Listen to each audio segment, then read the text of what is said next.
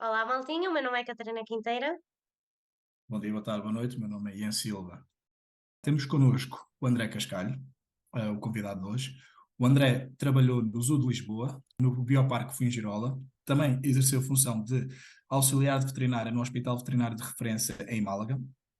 Também trabalhou no CRAM, Centro de Recuperação de Animais Marinhos, agora conhecido como Ecomar. E aí também desempenhou funções de chefe de tratadores no Zoo de Santo Inácio. Agora exerce função de vice-presidente da AICAS desde 2010. André, seja bem-vindo. André, para começar, vamos fazer um joguinho para descontrair. E este jogo vai passar por tu te imaginares como um animal que achas que possa ter características que te defina.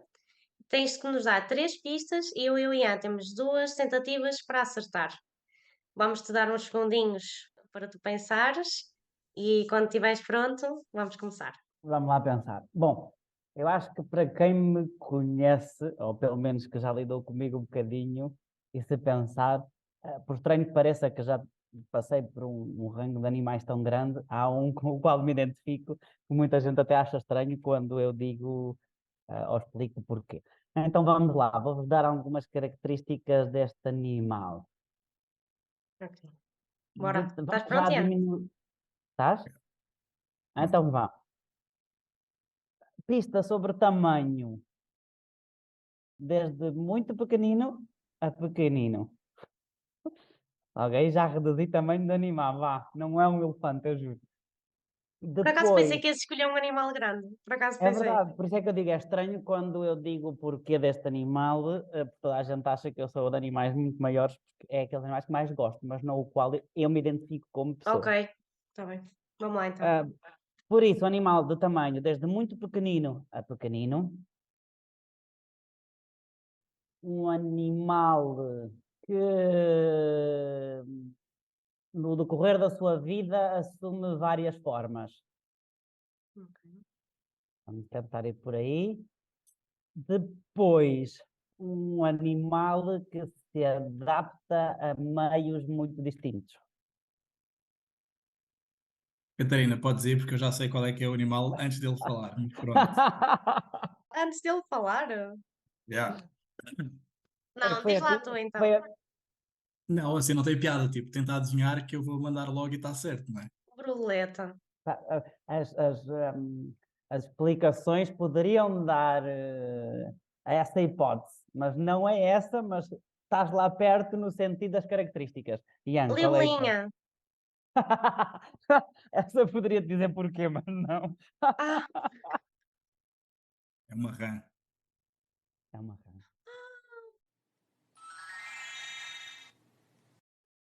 fogo, Primeiro não que sei porquê, pensei logo nos voadores. borboleta poderia ser uma razão muito, muito óbvia. Principalmente as motos, aquelas borboletas da noite, gosto imenso pela justificação do porquê é que elas existem e do procurarem a luz. Mas é uma rã, é verdade. E quem me conhece sabe que eu tenho uma rã de olhos vermelhos tatuada no ombro, desde aos Ah, 17 anos. Por isso é que eu é disse, quem me conhece batota, sabe o o Ian porquê. sabia. Por Não, isso é não, que eu disse, fala aí. não que o Ian Ya, tenha ya. visto, não que o Ian me tenha visto despido. Atenção, gente, atenção, não vai me responder. Mas é verdade. O porquê? Eu digo muito, a minha mãe sempre disse que eu ia ser aquela pessoa que vai saltar de um lado para o outro. E eu já passei por tantos sítios na vida, tanto sempre a saltitar de um lado para o outro, tipo uma rã. Mas a verdade é que as rãs se adaptam muito bem aos tipos de clima que podem ter, e principalmente à parte de andarem dentro d'água e fora d'água. E essa adaptação sou eu, adapto muito bem àquilo que possa estar. Quem me conhece sabe que eu já vivi em grandes cidades, como agora estou na aldeia há um ano e meio, e por razões da vida nem sequer a fazer aquilo que sempre fiz a minha vida foi trabalhar com animais, agora trabalho com pessoas. Não, por favor, não. Mas, e adapto muito bem a isso. E depois as rãs nascem, como o pessoal sabe, do girino, passam várias metamorfoses para serem aquilo que são no final. E isso é um bocadinho como eu me identifico como pessoa. Atravessei já tantas alterações na minha vida, mesmo de autoidentificação e de me aceitar e de me ver como eu hoje sou, que para mim as rãs têm essa coisa. Por isso é que eu digo, a borboleta poderia servir, porque nasce na lagarta, faz o Sim. casulo e transforma-se em borboleta. Mas seria demasiado óbvio virar borboleta, então eu virei rã. E é mais assim, é mais assim. Mas o facto Olha, de muito agora ser gira. de ser a rã de olhos vermelhos que tenho nas costas, isso foi já por escolha de... Estava em dúvida entre uma dessas ou uma dendrobates por causa das cores. Lá está, pelo excêntrico e pelo exuberante, mas eu cheguei a ter rãs de olhos vermelhos em casa. E então a tatuagem que tenho nas costas é mesmo de uma das rãs que eu tinha em casa. Por isso é que ficou esta. Tem um Gostavas de valor voltar a ter as rãs? sentimental. Não. O quê? Gostavas de voltar a ter rãs em casa? Olha, sabes que desde que comecei a trabalhar com animais, desde sempre, apesar de eu gostar de animais e sempre tive animais em casa, não típicos cães ou gatos, lá está, sou aquela pessoa que anda sempre de um lado para o outro. E quando tens animais em casa, requer que depois tenhas tempo para eles. E então eu sempre optei por animais mais pequenos ou por animais resgatados. A minha casa chegou a ter 2 coelhos retirados de laboratório, um cão da pradaria velho que foi expulso do grupo, um porquinho da Índia abandonado, 3 cobras doadas, rãs, e tudo isso foi vindo de outras pessoas. Se gostava de voltar a ter, as rãs dão um bocadinho de trabalho, pelas umidades, por ter tudo cronometrado com relógios. Eu agora mesmo tenho 2 gatos, tenho custódia partilhada com a dona deles, que ela quando trabalha fora, eles vivem 8 meses comigo, 4 meses com a mãe. E depois tenho um jeco, a mesma coisa, que estava em casa de um amigo, os 2 machos entraram à luta e eu fiquei com um. Mas pronto, não me dá tanto trabalho, porque pulverizo de vez em quando, ponho comida, plantas naturais, dá aquela umidade suficiente. As rãs dão mais trabalho, por isso eu deixei-me disso. Não tenho tempo. Isso é uma justificação muito válida e que nós queremos também alertar ao pessoal que gostaria de ter às vezes estes animais que são tão incríveis, mas que de facto dão bastante trabalho e que uma pessoa tem que ponderar, apesar de os adorar, se tem ou não vida e possibilidade de os manter em boas condições. Por isso, ótima justificação, gostei muito e gostei muito da tua justificação sobre porque é que te identificas com uma rã, muito giro. E gostei a parte de seres adaptável. Para mim, acho que é um dos meus maiores defeitos. Por isso eu valorizo sempre muito quando as pessoas se consideram adaptáveis a diferentes situações. Eu acho mesmo fixe porque é o que me falta a mim. Às vezes sinto que poderia ser mais adaptável, mas pronto. Isso Olha, vai ter experiência, não te esqueças que ainda és muito nova. Eu aqui, apesar de não estar aqui tão bonitinho, eu já vou a caminho dos 38, não é? Por isso, ah, dá-lhe eu tempo, dá-lhe sou tempo ao mais, tempo, a eu vida sou faz tudo nova, acelerar. um bocado de aparência e de espírito, mas de idade não sou assim tanto. Nem de espírito. Vá, mas Desculpa, tu é que estás a beber chá. Isto aqui é estamos os vodka. dois. Não estou a Muito brincar, bem. Brindemos a Catarina. Yeah, yeah. estou a brincar. André, se estiveres pronto, vamos começar Vamos. com as perguntas que fizeram no Instagram relativamente à tua Ok. postagem. Temos aqui o nosso querido Sérgio Neves, sempre a participar, que ele pergunta: como é que os jovens tratadores se podem envolver mais na ICAS? Ora, boa pergunta. Então, tal como o Ian disse ao princípio, eu desde 2010 que sou vice-presidente de Portugal da AICAS, que é a Associação Ibérica de Tratadores de Animais Selvagens, e a verdade é que a AICAS, como associação de tratadores, tenta principalmente continuar a formar os tratadores, fazer uma partilha de informação e de experiências entre os tratadores. Por isso, quando eu soube que vocês estavam a fazer este podcast, para mim foi uma coisa muito boa. O Ian já tinha falado desse assunto e depois contigo também falei disso, que falta muito que entre todos consigamos puxar uns pelos outros. Porque infelizmente, apesar de Espanha estar um bocadinho mais à frente, a ICAS foi formada e foi fundada principalmente por tratadores em Barcelona e hoje em dia já somos toda a Península Ibérica, mas tenta sempre cativar malta nova a perceber que ao longo destes anos todos chegou-se à profissão de tratador e a ser reconhecida como tratadores, que em muitos zoos ainda não acontece, ter uma categoria profissional que te defina como tratador de animais selvagens, e a ICAS tem feito essa evolução. E os mais novos têm que perceber de onde é que isto veio e o trabalho que isto levou e ainda leva e ainda dura. E às vezes custa muito aos mais novos porque sentem este entusiasmo, este sangue novo de quererem fazer e quererem participar, mas depois temos a parte má, que é quem está acima de nós muitas vezes, as direções dos parques e os parques, não dão esse valor que as pessoas precisam ou essa força para as pessoas. Então, eu aquilo que posso dizer aos mais novos, e o Sérgio foi uma dessas pessoas que se quis envolver um pouco mais na ICAS e tem sido fantástico, que é não tenham medo de primeiro perguntar, de querer partilhar e de querer aprender.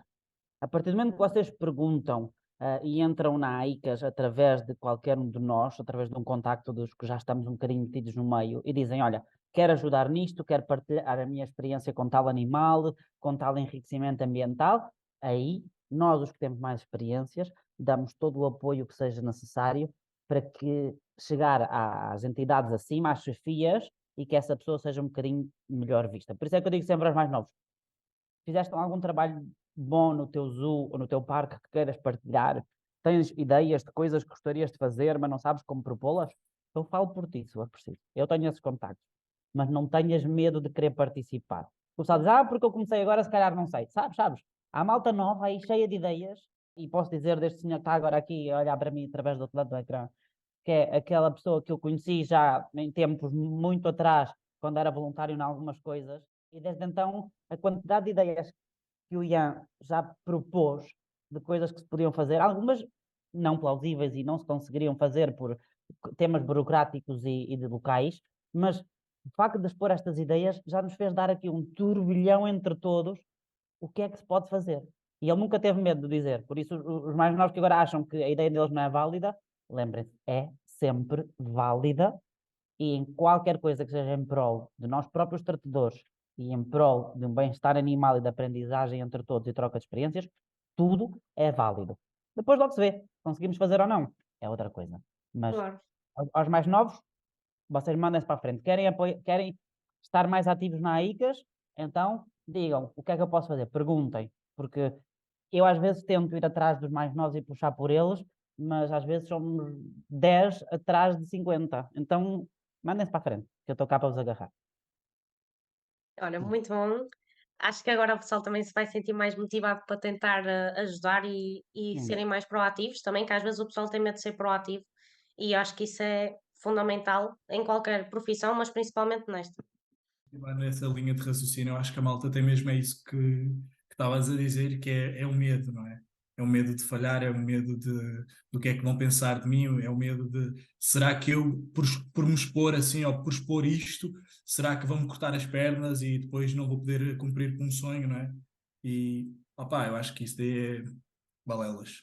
E é aquilo que eu te dizia. Eu vejo, até mesmo eu, que trabalhei em alguns dos zoos, é óbvio que estes mais novos dizem-me, porque eu gostava, por exemplo, aconteceu agora que tivemos o congresso da AICAS no Aquário de Zaragoza no final do mês passado, foram muito poucos portugueses que fomos, o Sérgio por acaso foi um deles, e houve malta portuguesa que disse, não vou porque eu nem propus aos meus chefes. Eu digo, gente, se não querem propor vocês, eu mando uma carta desde a AICAS a dizer, tal funcionário é sócio da AICAS, queremos que os sócios participem.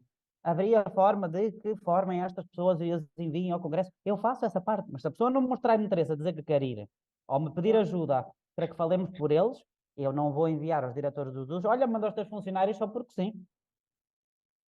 Se me disserem que Óbvio. querem ir, eu ajudo nessa parte. Mas não tenham medo de dizer. Até pelo contrário, há tratadores que chegaram mais longe e que afinal tiveram uma resposta positiva e estavam com medo de ouvir o não. O não a gente tem sempre na vida. Já ouvi muitos nãos na minha vida, mas também já ouvi sim. Então há que tentar. Pronto, outra pergunta que temos aqui é do Sérgio Neves também, e ele pergunta: quais é que são as atividades para o próximo ano? Atividades para o próximo ano.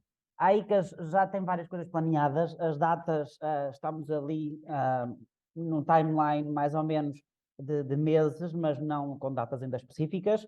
Mas dizer-vos já o que é que vai acontecer para o ano na ICAS de novas atividades. Então, pelo menos na parte que me compete a mim mais diretamente, que é a ICAS Portugal, este ano vamos fazer o segundo encontro da ICAS Portugal. Fizemos o primeiro o ano passado. Este ano vamos continuar no registro, de um dia juntarmos o máximo possível de tratadores portugueses, a ouvir a experiência de alguns deles e depois uma mesa redonda sempre com o tema do debate, que este ano acho que um bocadinho óbvio, posso já adiantar que sabemos qual vai ser, não é? Depois da bonita reportagem que saiu na televisão há uns tempos, os ativistas estão com força, já tinham chegado à Espanha, em Portugal calhou-nos agora, e há uma batalha que ainda agora vai começar, mas podemos debater este tema, porque eu digo sempre, e quem me está a ouvir, digo outra vez novamente e sem pudor de dizer, gente, todos podemos dar a nossa opinião, entre amigos, entre familiares, atenção, todos temos telhados de vidro E as paredes têm ouvidos. Por isso, cuidado quando expressem a vossa opinião. Assim, grande porque dizem que sabem ou não sabem. Há sempre as 3 versões. Aquilo que eu sei, aquilo que tu sabes e a verdade. Por isso, cuidado. Mas de resto terá um bom tema a debater. O que é que temos mais para o ano? Temos 2 visitas técnicas. Uma ali antes da época alta do verão, será ali para maio, início de junho, vai ser ao Aquário de Madrid e ao Zoo de Madrid. Eles têm o Aquário Atlantis no Zoo de Madrid e ao Zoo de Madrid. Será um sábado e um domingo. Domingo, Aquário, para que as pessoas depois da tarde possam regressar às suas casas. E a outra visita técnica, se tudo corre bem, no final de setembro, que será a Selva Aventura em Estepona, perto na zona ali de Málaga. E teremos 2 cursos. Vamos repetir, entre aspas, o curso de herbívoros, nível 1. Vamos voltar a repeti-lo. Será no Bioparque de Valência, também ali para a altura de final de abril, maio. Queremos que seja nessa época para depois não coincidir com o verão, que os dos estão sempre um pouco com mais trabalho e mais visitantes. A estrutura do curso já está feita, por isso é só aplicá-la novamente com novos convidados e novos oradores. E estamos ali a misturar um bocadinho a ideia de forma de fazermos um workshop, será uma coisa de um dia e meio, mais para o final do ano também, sobre nutrição, que é um tema que às vezes não vai tanto à baila quando falamos em tratadores, mas que é importante para todos nós sabermos, porque o dia a dia também faz parte a parte da alimentação e nutrição animal. E então queremos fazer isso para não ser o típico curso de vamos falar de herbívoros, ou vamos falar de carnívoros, ou vamos falar de répteis. Não, vamos falar de nutrição. Abrange tudo e todos temos de ter as bases. E esse, novamente, e volto a dizer, porque isto são coisas que eu sabia que este, por exemplo, ia interessar a Ian, que é uma coisa que ele gosta e que sempre debatemos esse assunto como tratadores, que será uma coisa que é importante para todos. Isto serão as bases. Vou continuar a dizer, a ICAS publica uma revista a cada 3, 4 meses, são 3 revistas ao ano. Vou continuar a fazer com que isso aconteça. Aconteceu este ano e vai acontecer para o ano. São 3 revistas por ano, com conteúdos de tratadores, de temas atuais, maneio, enriquecimento, tudo isso. Isto é o que é planeado. André, continuando, dando seguimento às questões da ICAS, quais são os maiores desafios da ICAS atualmente? Em Portugal, atenção, em Portugal. Em Portugal, pois ia-te dizer. Em geral, mais ou menos a ICAS vai conseguindo fazer coisas e tem tido muitas parcerias agora com uma coisa que a ICAS sempre apostou, que foi na formação de tratadores. E como vocês veem, quem vai vendo Instagrams, quem vai vendo redes sociais, há cada vez mais estes supostos cursos de formação de tratadores para animais selvagens, que são supostamente mesmo com diplomas e com graus de formação e tudo isso. A questão é que este mais se ouve, que é os da Nubica e os da Master D, não quero estar a fazer publicidade a ninguém, mas é engraçado porque nós, como Associação de Tratadores, e conhecemos imensos tratadores na Península Ibérica, quem dá estas formações e quem dá estas partes teóricas e tudo mais, não há nenhum deles que seja tratador. Então, dás a formação aos tratadores e é pessoal, não tirando o mérito, mas que estudou biologias, ou engenharias zootécnicas, ou veterinária inclusive, mas e onde é que está a parte de experiência de ser tratador no terreno? Há gente com 60 e muitos anos que ainda trabalha hoje em dia no terreno, que poderia perfeitamente aportar muito na formação de um tratador. Pronto, e então é a parte em que a ICAS lhe está a custar mais trabalho, isto falando em modo geral, é apostar numa formação real, que não seja aquela formação que fazemos em cursos e em palestras e em troca de experiências, mas não na formação real de quem quer seguir uma profissão de tratador de animais. Em Portugal, os meus maiores desafios são ir buscar um bocadinho o que falávamos atrás dos mais novos, mesmo com os mais antigos, é perceberem que só juntos, só continuando a acreditar no nosso trabalho e continuando a acreditar que podemos fazer a diferença, é que se faz a diferença. Aquele pessoal mais velho que já trabalha há muitos anos com animais, ficou um pouco estagnado, infelizmente, por são gente muito válida, com muitas ideias, excelentes profissionais, mas que ficaram muito estagnados quando sempre tentaram fazer mais e as empresas não lhes deram essa abertura para poderem fazer mais, para exporem as suas opiniões, para porem em prática ideias, nem sequer foram ouvidos. E hoje em dia que conseguimos abrir um bocadinho algumas janelas, que não foram portas, mas que se conseguiram abrir um bocadinho algumas janelas com algumas entidades, com diretores e com curadores e com veterinários, os mais novos já estão os mais velhos estão muito queimados, quero dizer, e então desistiram um bocadinho de tentar agora dar esse up, e os mais novos tens aqui duas situações, que é, ou são aqueles com muitas ideias e vamos tentar mesmo que não corra bem, e tens aqueles que chegaram e disseram, mas a realidade é esta, não vale a pena tentar. Então ficam ali estagnados e dizem, faço aquilo que me mandam, faço aquilo que é para fazer e não proponho por muito que tenha ideias. E então custa muito tu falares com uma malta nova e dizes, que vem a um congresso ou vem a um encontro da AICAS e diz, que fixe essa ideia, eu por acaso já tinha pensado nisso. E então, não, porque ali não posso. Mas não podes porquê? Porque nunca se fez. Mas amanhã podes fazer. Não, se os outros não fizeram, eu também não vou fazer. Pois. E então custa muito, custa muito. E custa uma parte que é, posso-vos dizer, e mesmo estão a ouvir que isto falou-se no último congresso da ICAS, existe ainda a Associação Ibérica dos Zoos e Aquários, que é a AISA. Quem participa nas reuniões destas reuniões da AISA são normalmente curadores, diretores de zoos, ou alguma parte veterinária, porque isto é para falar dos zoos em si, não é a Associação dos Zoos. Há 2 anos para cá que a ICAS tem representantes nas reuniões da AISA. O que quer dizer que, pela primeira vez nas reuniões ibéricas da Associação de Zoos, existem representantes da Associação de Tratadores dentro dessas reuniões e falamos também. O que quer dizer que, pelo menos agora, dentro de uma reunião de zoos, os tratadores têm palavra. Isto nunca tinha acontecido. Começou a acontecer há 2 anos e este ano fizemos ao contrário. No nosso congresso da AICAS, convidámos alguém, representante da AISA, para vir ao nosso congresso e perceberem que nós também sabemos fazer congressos, que nós também queremos formar os tratadores, mas que para isso precisamos de que os diretores trabalhem em parceria com os tratadores. Porque vamos todos para o mesmo. Se não houverem tratadores a fazer bem o trabalho deles, não interessa a quantidade de visitantes que entram num zoo, porque vão criticar, vão falar mal, não vão sair educados. Então o tratador tem e é um dos pilares de um bom zoo ou de um bom parque. E isso custa hoje em dia ainda meter na cabeça, não só de diretores, porque continuam a achar, desde que o zoo seja bonito e os animais estejam bem tratados, não interessa se o tratador passa o dia inteiro carrinho de mão ou no ombro, ou só a cortar comida e não se preocupa com os bichos. Há muitos diretores que pensam isso, o teu trabalho é este, e não pensas em mais nada. Mas depois também custa que os tratadores percebam que, por muito difíceis que sejam, por muito escuro que seja o tempo, há sempre uma luz e um dia volta a nascer. Então, por muito que hoje queiras desistir porque dizes eu só faço isto e o meu trabalho é uma desgraça, todo o dia todo a limpar bosta e a dar comida e não consigo preocupar mais com os animais, se não tentares amanhã fazer o mesmo, se não tentares amanhã dar um passo à frente, então aí os dias vão ser iguais. E isso é onde me custa, que os tradutores percebam que és novo, sim. E não sei se iremos falar disto mais à frente, mas eu próprio sou o caso disso. Por isso é que eu já saltitei de um lado para os outros, porque há que continuar em frente. E o mundo não acaba amanhã porque vais fazer outra coisa. O que é que saltitaste? Porque é que saltitei de um lado para o outro? Eu próprio agora lancei a lenha para a fogueira, não foi? Eu sozinho. Exato. Até vou beber. Já sabes que é este tipo de coisas, quando estás a falar comigo, estás É ótimo, ótimo. está ali caçado, né? Já está caçado.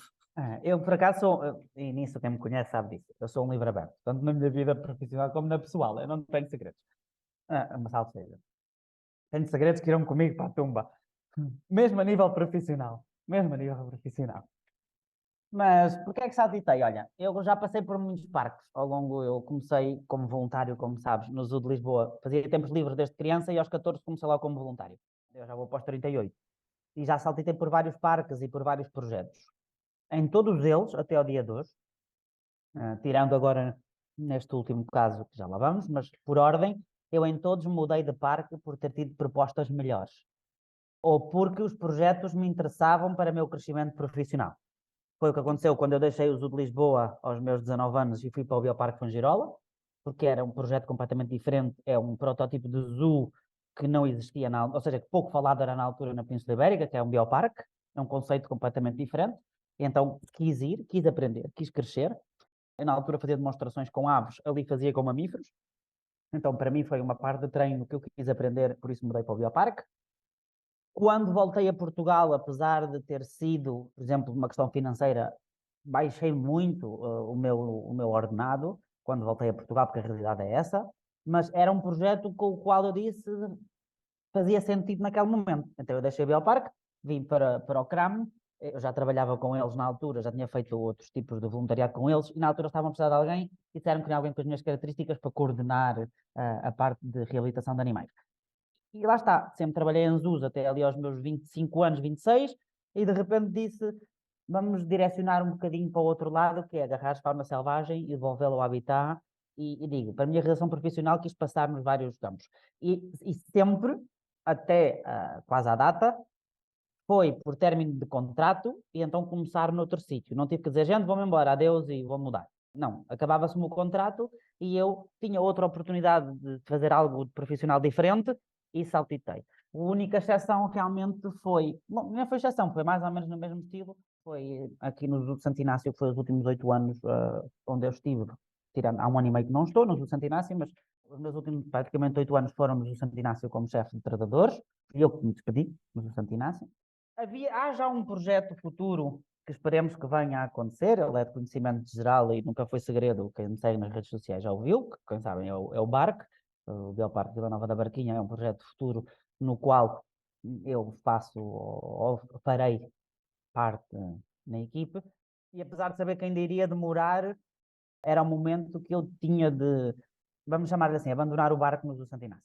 E isso aí porque às vezes é uma das dificuldades que se tem em Portugal, que é perceberes que a tua carreira tem que avançar. Tu estás há 8 anos a fazer a mesma coisa, com a mesma categoria profissional, com o mesmo desempenho ou mais.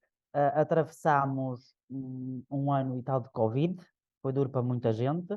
Para os que lá tivemos, e o Ian sabe, fomos colegas nessa altura, foi duro para todos, foi um esforço brutal para todos. E lá está, voltamos a falar daquilo que falamos sempre, o pouco reconhecimento que às vezes se recebe. E quando depois de 8 anos te matas a trabalhar, e atenção, não me estou a queixar, e o Ian sabe que eu sou o primeiro a chegar e sou o último a me ir embora como chefe de equipe. Posso ter muitos defeitos e tenho alguns que também falamos deles nessa parte, mas eu sou o primeiro a chegar, sou o último a ir embora. Eu trabalho lado a lado com eles, eu faço mais ou mesmo do que eles. Agora, quem está acima de nós tem que perceber até que ponto é que tu vais reconhecer o trabalho desta pessoa. E eu, lá está, estava a chegar aos meus 35, 36 anos e digo, o que é que eu estou aqui a fazer? Eu posso adorar aquilo que eu faço, mas adorar aquilo que tu fazes nem sempre te faz feliz. Isto é como nas relações, como eu costumo dizer, às vezes para seres feliz tens que deixar ir embora. E foi exatamente o que aconteceu com o Santo Inácio. Eu, para conseguir procurar a minha felicidade e principalmente autorrealização profissional, em que eu preciso de mais, que é, eu cheguei a um patamar que sou chefe de tratadores, em que, a nível de ordenados, há dias que até estou abaixo deles, devido a descontos e a categorias profissionais e tudo, IRS, essas situações todas, quem conhece o mundo laboral sabe que é assim. Então, eu tenho situações em que estou a lucrar a nível, pelo menos, de compensação monetária igual, ou se calhou a haver meses abaixo do resto da equipe. Então, eu, já que não sou reconhecido profissionalmente, tenho que ser reconhecido monetariamente. A realidade é esta. O dinheiro não traz felicidade, mas eu prefiro estar a chorar em Paris do que estar a chorar aqui metido no Alentejo. É o que é. Por isso, pelo menos o dinheiro. E se não há essa compensação, então é hora de ir embora e procurar outra coisa. Para quem sabe, eu continuo ligado aos animais, continuo na ICAS, por isso é que eu continuo ligado aos animais. Enquanto o projeto do barco não sai, nunca se me caíram as mãozinhas por trabalhar numa coisa que não seja a minha área. Eu estou há 1 ano e meio a gerir o restaurante do meu melhor amigo. Estive na parte de comidas, olha, nutrição, voltamos à nutrição. Olha, dá-se-me bem, faço sobremesas que são uma delícia. Mas pronto, Queremos provar isso. bora. Fica aqui a Mas dica. a realidade é essa, saltitei sempre por tenta-te realizar a ti mesmo. E aos mais novos é aquilo que eu digo, as pessoas às vezes dizem, mas saíste daquele sítio, se calhar aquele sítio não era tão bom quanto isso. Em todos eles, e olha que todos eles têm coisas boas e têm coisas más, e inclusive o Santo Inácio, eu vim-me embora de lá, e apesar de haver coisas que concordo ou não concordo, ou na questão monetária que não concordava com aquilo que recebia, mas por isso me vim embora, mas todos eu digo, trabalhem, porque em tudo na vida há sempre um lado positivo. E há sempre uma aprendizagem. Agora, quando vocês sentem que não são felizes, mudem e não tenham medo de arriscar. Porque é o ditado e toda a gente diz, a minha mãe dizia, fecha-se uma janela, abre-se uma porta, fecha-se outra porta, abre-se outra janela. E se fecharem as portas todas e se fecharem as janelas todas, pegam no martelo e fazem um buraco na parede. mas não te agarres à coisa de que tem que ser aquilo que eu tenho que amar o que faço para ser feliz. Nem sempre funciona. Eu sempre amei trabalhar com animais, continuo a amar trabalhar com animais e não era feliz. E ainda não sou, mas não me Estás a parei aí. trabalhar para isso, não é? É isso mesmo, é não Uma parar. parte que eu acho muito interessante no teu percurso, além de ter começado muito cedo, não é?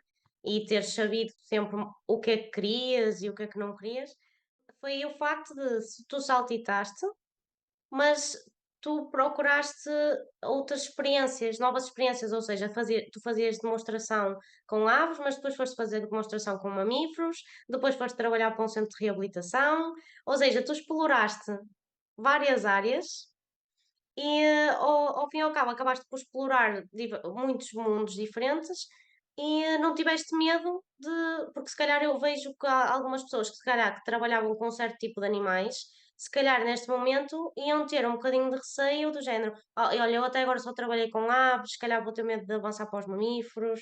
Como é que dicas é que dás para o pessoal não ter medo de arriscar e ser, ou seja, aproveitar todas as janelas que se abrem disponíveis? Eu acho que é assim, lá está, por isso quando falámos do animal ao princípio, tu achaste logo que eu ia escolher o grande, porque eu tenho um gosto especial por animais grandes. E até trabalhar com animais grandes, eu passei por muitos outros primeiro. Eu trabalhei durante muito tempo em demonstrações ao público, em que eram com aves exóticas, papagaios, catatuas, essas coisas, e aves de rapina, depois répteis, e trabalhei no departamento das aves no Zoo de Lisboa, ou seja, tive muito tempo em aves, nem é das coisas que mais gosto, mas gosto imenso, mas não é aquele, uau, Uhum. eu sou de herbívoros, sou animais grandes, não elefantes, como o senhor que está aqui presente hoje, não é? Eu sou do tipo de herbívoros, eu gosto mais de bichos grandes no sentido de girafas, rinocerontes, búfalos, hipopótamos, por favor, búfalos outra vez, porque eu e as vacas temos este carinho especial uns pelos outros. Antílopes, herbívoros mesmo. Mas já passei por todo o resto de animais. Porquê? Eu acho que há uma base muito importante, que é igual a todos os animais, que é o bem-estar animal, o perceberes as necessidades dos animais, e quanto mais souberes, mais enriquecida fica a tua vida e o teu conhecimento. Claro. Por exemplo, há um determinado tipo de animais com os quais eu não gosto especialmente de trabalhar, são grandes primatas, por várias experiências que tive na vida, e são os animais com os quais não me identifico a nível profissional. Gosto imenso de grandes símios, dos símios, mas não me identifico a trabalhar com eles. Mas foi exatamente por ter trabalhado com eles e ter aprendido com eles que deixei de não querer trabalhar com eles. Claro, Ah, foi assim que eu não soubeste. sabia, eu não sabia nada de grandes primatas. Por isso, a questão é que, quando te metes no mundo animal, acho que tens que pensar numa questão, que é, eu quero ser tratador de animais. Eu quero trabalhar com animais. Tenho que começar a trabalhar com animais, seja com quais forem, para perceberes que todos eles têm as mesmas necessidades de comida, de enriquecimento, de comportamentos, de observação, de tudo. E daí depois dizes, olha, agora surgiu a oportunidade de trabalhar com carnívoros. Ah, se calhar é isto que eu mais gosto, porque gosto mais de carnívoros. Então bora. Mas antes trabalhei com répteis, não faz mal. Não Claro. faz mal, porque tu gostas de animais. Uma pessoa que me diga, eu quero trabalhar como tratador, mas só quero trabalhar com golfinhos, ah, amigo, tu não és tratador. Tu és um menino mimado que quer golfinhos porque parece muito bonito e sempre depois te ensinado de bebê que gostavas de gostar com golfinhos. Ah, coitadinho. Os golfinhos vão acabar, nem sequer vale a pena tentar agora. Verdade. Ah, eu a meter polémicas já para a lenha fogueira, é isso mesmo. Estou-me aqui a coçar que tenho que resistir. Já lá vamos, já lá vamos. Mas a realidade é essa. Quem queira entrar no mundo animal ou estar no mundo animal, por muito que tenha um objetivo de qual é o animal com o qual quer trabalhar, não pode ser como os burros com duas palas, que só vejo como meu objetivo na vida trabalhar com crocodilos. Não, não pode ser. Para trabalhar com crocodilos tens que saber o que é que um crocodilo precisa. Mas para isso precisas saber o que é que uma galinha precisa para saber se podes dar comida ao crocodilo. Então por que não trabalhas com galinhas Já tem por que ser abrangente. Tens que saber trabalhar com tudo. Com tudo. E, e acho que há muita gente hoje em dia que, quando entra para tratador, e eu já vejo pelos mais novos, que entram com a ideia de que querem trabalhar especificamente com aquele tipo de animais. Sim. Por isso é que é uma coisa que eu digo sempre, e quem me conhece ouve dizer, que eu digo isto do Zoo de Lisboa. O Zoo de Lisboa tem muitas coisas boas, tem muitas coisas más, como muita gente sabe, mas tem uma coisa muito boa e muito importante, que é uma escola excelente. É uma escola excelente. Pode não ser os métodos certos em muitas coisas, a forma certa em muitas coisas, mas o facto de que te fazem passar por uma quantidade de trabalhos diferentes, de animais diferentes, porque a necessidade de trocas este para aqui, esta pessoa para aqui durante uma temporada, faz com que tu cresças e tenhas uma visão do que é o verdadeiro trabalho de um tratador. Tens que saber limpar, tens que saber pôr comida, tens que saber pôr água. E depois adaptas-te ao animal que está à tua frente. Tens que estudar, tens que ir ler, tens que aprender, vais com os mais velhos, não importa. Mas foi assim que eu aprendi a trabalhar com 50.000 espécies diferentes. E o Zoo de Olha, e Lisboa é já muito agora, bom. porquê é que não gostaste da experiência de trabalhar com primatas? Com primatas não, com símios. Ah, Hum. ok, com símios. Eu não me importo com primatas em geral, com lemures, com gibões, com macacos-aranhas, com mansaguins, não me importo com nada disso. Com símios, não. Os símios são aqueles animais que são demasiado parecidos, por isso é que eu também não gosto de elefantes. Exatamente por isso. Porque são aquele tipo de animais que têm uma capacidade cognitiva tão grande, com uma capacidade uma inteligência tão grande, e por muito que eu sou aquele que defende que todos os animais têm sentimentos, tu nestes três, ou seja, nos símios e as três espécies de símios, por assim dizer, as espécies, ou os três géneros dos símios e os elefantes, são aqueles animais com que tu facilmente consegues perceber o estado emocional deles quando trabalhas com eles. E o Ian não me vai deixar mentir nesse aspecto, porque sabes perfeitamente que elefantes é assim. Não quer dizer que não consigas ver numa girafa ou não consigas ver numa gazela, mas consegues mais notar estados do seu tipo de comportamento, está estressado, não está estressado, está agitado, está mais angustiado, está com dor, mas em símios é tão parecido a nós humanos que te faz duvidar muitas vezes se o trabalho que estás a fazer chega. E faz duvidar se o trabalho que estás a fazer com aqueles animais em cativeiro é suficiente. Ok.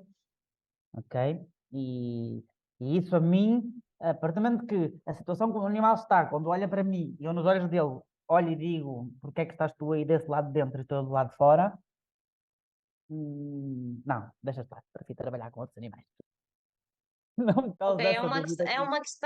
é uma questão emocional, ou seja, tu Com, sentes que não ficas estável ou não te sentes sim. bem com essa sensação de trabalhar com esses animais com grande Olha, intelectualidade. vou-te contar uma história muito rápida, que foi uma das vezes que eu mais chorei a trabalhar no Bioparque em Fungirola. Eu comecei no Bioparque, eu estive nas demonstrações, depois quando passei para a equipe de tratadores, passei para a cozinha, eu estava responsável da cozinha, a preparar todas as dietas, e como estava eu sempre responsável por cozinha, mas disseram, opá, mas tu também, como toda a gente gosta de estar com os animais e tal, vais fazer também uma zona de vez em quando. Então, de vez em quando eu saía da cozinha e fazia uma zona que era a Ásia, no qual tínhamos orangotangos. E nos orangotangos, com a primeira cria que lá nasceu, nas instalações interiores, tinhas os dois, o casal entrava por uma instalação, que era a do macho, e a fêmea passava para a recolha dela através de um túnel em que o macho não cabia. Ou seja, se ela quisesse afastar do macho e estar sozinha, passava por esse túnel em que ele não cabia por tamanho. Ok. E para quem não sabe, os orangotangos há uma coisa muito particular em cativeiro, que é tu não lhes trocas os ninhos, que é as camas deles, é algo muito pessoal, as camas dos orangotangos, eles próprios fazem a limpeza das camas e tu só apanhas o que eles mandem para fora da plataforma ou do ninho em questão. Não mexes no ninho, a não ser uma desinfecção extrema das camas deles. Eles são muito cuidadosos nisso. E é uma coisa muito pessoal, então tu não mexes. Uhum. E eu estava a fazer limpeza já no pátio interior e eles entraram os dois para a recolha. A fêmea tinha uma cria pequenininha, a primeira cria, e quando ela passa pelo túnel, ele era ligeiramente agressivo com ela. Quando ela está a passar no túnel, o macho deitou-lhe a mão pelo túnel e puxou o bebê através do túnel. Ela começou numa gritaria tremenda. Eu, quando olhei, só vejo a criança a gritar, a mãe a gritar, o pai a tentar puxar a criança. E eu, naquele momento, estava a lavar com a mangueira e dei-lhe a típica mangueirada separa a criança que me mata desta hora, arranque-se uma perna. E ele acalmou, ela fugiu para o ninho, super estressada, a agarrar o bebê e não sei o que mais. E eu saí, acabei, vi que estava tudo ok. Fui falar com a parte veterinária só para dizer: olha, aconteceu isto, não vai ser a criança estar magoada ou qualquer coisa. Ele disse: tá bem, então vai lá, vê como é que está e depois diz-me alguma coisa. E eu cheguei, tentei ver, a cria estava metida no ninho nada e comecei a arrumar coisas. E de repente ouvi chamarem por mim, tipo do género, sabe, daqueles. Sim. E quando olho para trás, a fêmea desceu do ninho, estava cá embaixo na grade, eu aproximei-me daquela a falar com ele, todos nós falamos com os nossos animais. Então, o que é que se passa? O que é que foi? E ela olhou para mim, sobe ao ninho, arranca um bocado do papel que usa para fazer a cama do ninho, desceu e entregou-me pela grade. É uma coisa pessoal. É uma coisa que os bichos estão à repeta de outra vez. É aquelas coisas que tu dizes assim, é uma coisa íntima. Aquele bicho agradeceu-te, não tem uma forma de falar contigo, então deu-te aquilo que é mais precioso para ela, que é uma coisa que tu nunca tocas, a não ser que tenhas que destruir aquele ninho para fazer do zero e limpar aquela instalação. E eu tenho esse bocadinho de papel guardado em minha casa dentro de você. Está lá Que guardado com uma fotografia fofo! dela. Sim, sim, sim. Sim. Por isso é que Momento fofo do dia, pessoal. não gosto de símios por isso, porque te faz pensar que é, por muito que tu saibas, tens animais em cativeiro, e esta é uma grande discussão que também muitos tratadores fazem a si próprios, que é, por muito que eu esteja a trabalhar em prol do bem-estar animal, da conservação, podem não ter as melhores condições, mas eu faço o melhor para que este animal esteja bem, a questão é, fazes o suficiente? O animal que está sob os teus cuidados está realmente feliz? Às vezes não depende só de cada um de nós, mas a verdade é, está feliz? Estás a fazer o suficiente? E depois tu dizes assim, sim, se calhar, pronto, um golfinho precisava nadar não sei quantos eh, quilómetros por dia, ou o tigre precisava de rondar não sei quantos quilómetros do território.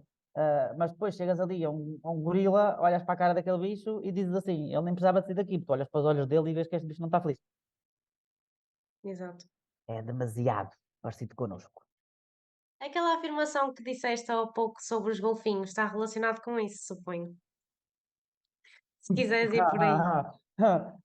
Mais ou menos, mais ou menos. Vamos abrir aqui a caixa de Pandora. A caixa de Pandora abre-se de uma forma muito drástica, porque a Espanha já está a sofrer com os ataques dos ativistas. Eu acho que tudo o que é extremismo é errado. Seja em que matéria seja. Vamos falar direcionada com animais, mas na vida, tudo o que é extremismo é onde dá confusão. E então, nós na nossa sociedade, na parte animal, temos os extremistas. Ou neste caso, só temos um, que é os que não defendem nada, isso não conta. Então é os que são anti e metem os animais naquele pedestalzinho de são uma vida e têm sentimentos e são tudo e só pensamos neles e esquecem tudo o resto que há de outras possibilidades possíveis e imaginárias. Eles, os ativistas, têm duas palas à volta dos olhos e é aquilo que dizem e não conseguem sequer ser abertos à discussão para entender os vários pontos de vista. Porque nunca vamos estar corretos os que digamos alguma coisa que não bata certo com os deles. E eu vou abrir a caixa de Pandora com a minha opinião pessoal, ainda por cima. Não vou falar se o que eles dizem é certo, se o que eles dizem é errado. Vou dar a minha opinião pessoal, que trabalho no mundo dos zoos. Os zoos cada vez mais ainda não estão no ponto que deviam estar, mas cada vez mais trabalham em prol da conservação das espécies, com um fim de estudar, proteger, conservar e, em alguns casos, reintroduzir. Não é um mundo ideal? Não é. Não é um trabalho perfeito? Não é. Está a ser conseguido levar a cabo com muitas espécies? Não. Com algumas, sim. Têm-se feito alguns trabalhos positivos de reintrodução de animais? Bastantes. Se quiserem, consultem, têm-se feito reintroduções de espécies em estado selvagem? Bastante. Estudos de conservação de animais in situ, ou seja, no próprio local de habitat dos animais, com apoio dos zoos e de dinheiro que entra com as pessoas visitarem os zoos? Sim. Esse trabalho está a ser feito, sim. A forma como depois o trabalho é feito dentro do zoo, ainda nos falta muito por trabalhar? Falta. Ainda falta muito por perceber que às vezes temos que pensar um bocadinho mais em prol do animal e não do visitante que visita. Sim, mas isto é um pau de dois bicos, porque o visitante tem que gostar daquilo que está a ver e temos que ir um bocado ao encontro das exigências e da demanda que há do público, mas ao mesmo tempo não podemos esquecer de pensar nos animais. E às vezes esta é uma balança que pende para o lado errado, mas é a realidade. Agora a questão dos ativistas, em que não deveriam existir zoos e tal, é fácil. Não deveriam existir zoos, eu digo sempre assim. Muito bem, acabem com os zoos, vamos só deixar que os que existem em cativeiro hoje em dia morram, porque não vamos reproduzir mais. Quantos animais vão sobreviver em estado selvagem?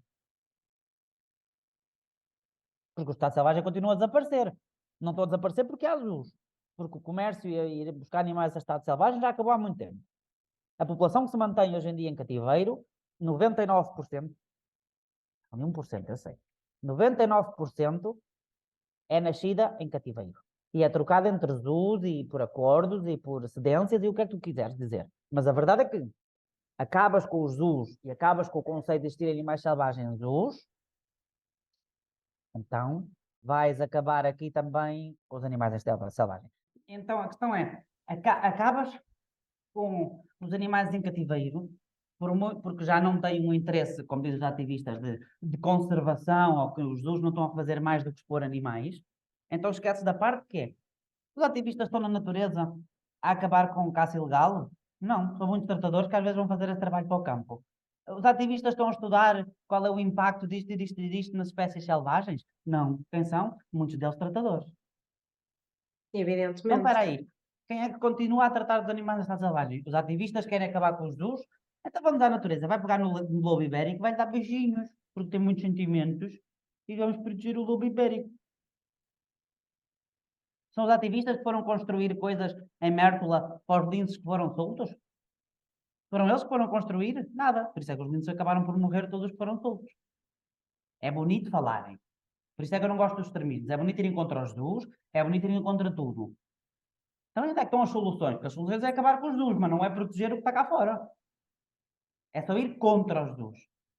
Que deem soluções. E, Pessoal, de eu facto, acho que aqui surgiu, graças a esta conversa que é bastante interessante, surgiu aqui uma possibilidade de, se vocês quiserem, gostassem de ver um episódio sobre um possível debate destas questões, animais que deveriam ou não ser mantidos em cativeiro e o verdadeiro papel dos zoológicos.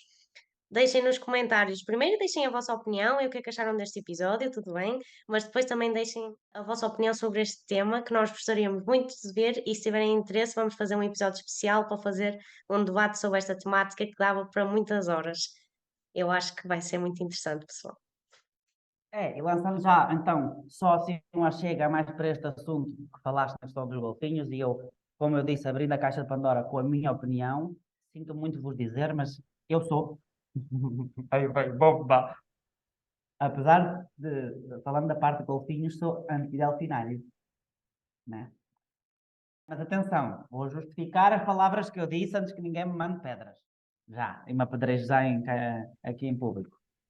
Eu sou anti-delfinários porque, apesar de que muitos mudaram a sua forma de fazer demonstrações ao público para uma parte mais educacional, da forma a educar as pessoas, há uma parte que realmente existe no caso dos golfinhos, que não existe às vezes noutros animais, que é a capacidade lúdica e de treino e de tudo, porque atenção, o treino tem que existir em golfinhos para estimular a sua parte intelectual e a sua parte cognitiva, tal como tem que acontecer noutros animais, mas tem aqui um grande problema, que é, enquanto tu podes estimular isso, por exemplo, num primata ou num felino, estando numa instalação que tenha 500 metros por 500 metros, o golfinho, a questão é que todas as atividades que possas fazer a nível cognitivo, de interação, de treino, seja, são feitas num sítio em que ele necessita mexer-se.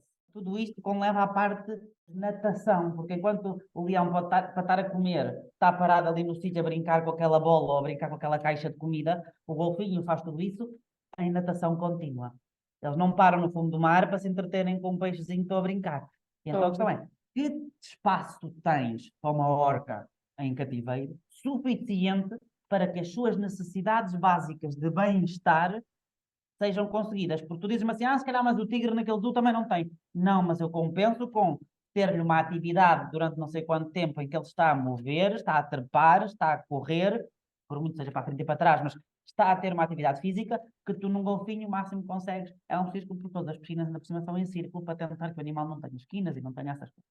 Por isso é que eu digo, a nível de golfinhos, aquilo que eu vos posso dizer é, e depois debatermos isto provavelmente noutro episódio, mas que os delfinários têm um papel importante para alcançar o público, porque são aquele animal que as pessoas querem ver e as pessoas vão ver, então têm um papel importante na parte educativa do público que visita os parques, mas temos que ser muito conscientes que hoje em dia, e que o trabalho que os tratadores também fazem com todas as outras espécies e os zoos fazem com as outras espécies, já não é crucial que existam delfinários com demonstrações ao público para educar o público para aquilo que é a conservação.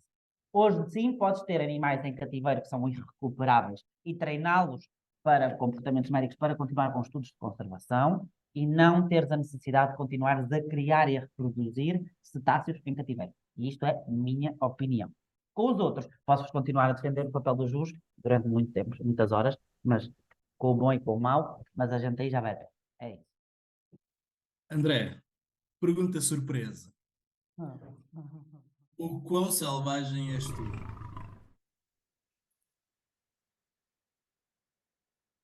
Quão selvagem sou eu? Uau! Essa agora é muito boa. Sabe o que é engraçado? Que eu não sei responder. Essa agora não vale. Podes responder à vontade. Aqui não há. Quão selvagem sou eu? Porque pode ir por muitos caminhos na parte selvagem da minha vida. Podes E ir pelo caminho que quiseres.